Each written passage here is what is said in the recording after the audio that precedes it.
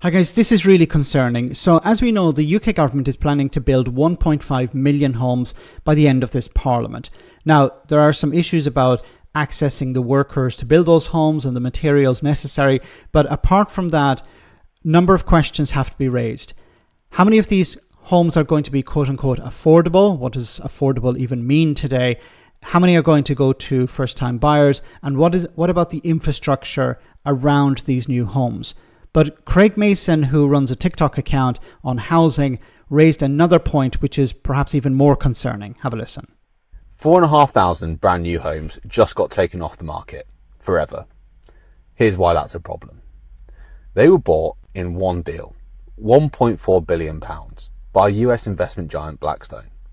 Those homes, you'll never own them. They'll never be sold to first-time buyers. They'll sit in a corporate rental portfolio managed from an office thousands of miles away. With increasing pressure on private landlords, as discussed yesterday, this could pave the way for institutional landlords. This will be a new housing market, new rental market, homes treated like stocks, bought in bulk by hedge funds, not for families, but for returns. The more housing stock they control, the less chance there is for the average person to own, and the easier it is for them to dictate the market. Think of yesterday's video again. It also means your property, whilst it's usually managed by someone round the corner, is now going to be managed from a property portfolio manager thousands of miles away. They do not care if you're a good or a bad tenant or if you're struggling to pay your rent this month. So, should corporate giants be banned from bulk buying UK homes? Comment below, I want to hear from you, and let's see where we stand. I agree 100%, and they should not be allowed to own these properties. It's so frustrating that the media's focus at the moment is on small boats and ex-hotels and asylum seekers and immigrants and all of these, this distraction. Here's a story that impacts ordinary people in so many ways.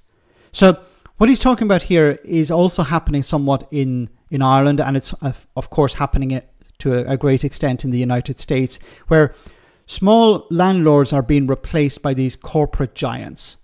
And it's not just about the landlord being replaced, as was pointed out here by Craig. You imagine a situation where with your landlord you have a problem. It doesn't matter if you're a good tenant or a bad tenant to these corporate landlords. If you're dealing with a small time landlord, it's possible, not always the case, but it's possible that you can work out a deal with them if you're struggling to get by. This is going to disappear if these corporate landlords are in charge. They don't care about good or bad tenants. They only care about the bottom line. And they're going to use whatever powers they have to maximize that profit.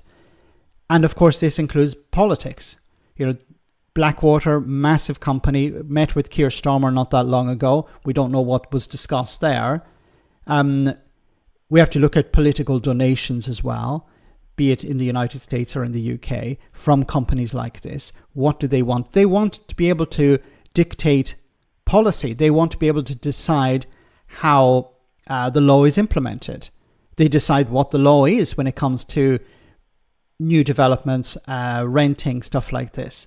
This is really bad news. This is terrible for ordinary people because these corporations don't care about ordinary people. They want to maximize profit. And the fact that they bought up 4,500 homes and there's no one talking about it is really concerning. Because when the government talks about building 1.5 million homes, we generally believe that those are going to ordinary people. But as Craig has pointed out, no, they're not. A significant number are going to these private corporations who will turn them into rented property. So they will not be sold to members of the public. They will be rented out. And of course, they'll be rented out at a premium. These corporations are not going to get into social housing. They're not going to get into affordable housing. They're going to get into wherever they can maximize their profit. And they want to see less and less social housing produced. So they're going to try and influence the government when it comes to that. They're going to drive up the cost of so-called affordable housing because it will maximize their profit as well. These people are not interested in making sure that people have homes to live in, but something that they can turn into a profit. And it's really concerning that nobody's talking about this. Instead, all we're hearing about wall to wall, day in, day out, is small boats.